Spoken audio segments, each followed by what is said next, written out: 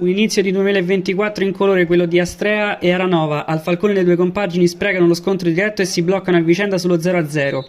I padroni di casa partono meglio e al quinto cercano subito fortuna con questo tiro insidioso dalla distanza di Rossetti. Nella prima frazione gli uomini di Vigna soffrono tanto e in questa occasione rischiano di capitolare per un cross deviato su cui è attento Zonfrilli. I rossoblù dal canto loro si rendono pericolosi per la prima volta nel match con Rondoni. Il tentativo del numero 10 però si spegne sul fondo. Successivamente il loro portiere si supera ancora mettendo una pezza su questo tiro di Madonna, reso pericoloso da una deviazione. Il finale della prima frazione scatena le proteste dei locali. In maniera rocambolesca Castro riesce ad addettarsi in area di rigore dove è protagonista di questo contatto con Pucci. Per il signor Gramolelli di Ciampino però non c'è nulla se non la fine del primo tempo.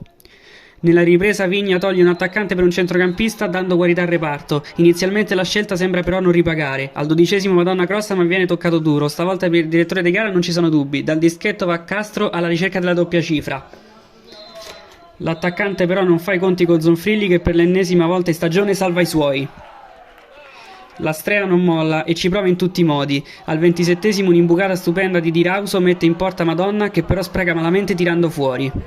Ora l'Aranova ci crede, passa tutto dai piedi di Rustic, sfortunato qui nel vedersi respingere la conclusione dal palo. Nel proseguo dell'azione i rossoblù riescono ancora a crossare e Teti ci prova addirittura di scorpione, ma manca l'appuntamento con la sfera per pochi centimetri. Pochi minuti dopo sono gli stessi interpreti a confezionare questa azione sulla destra, ma il numero 8 deve ancora rendersi al regno, questa volta della traversa. Nel finale i biancocelesti fanno tremare ancora gli ospiti con questo tentativo di Di Rauso, ma nulla da fare.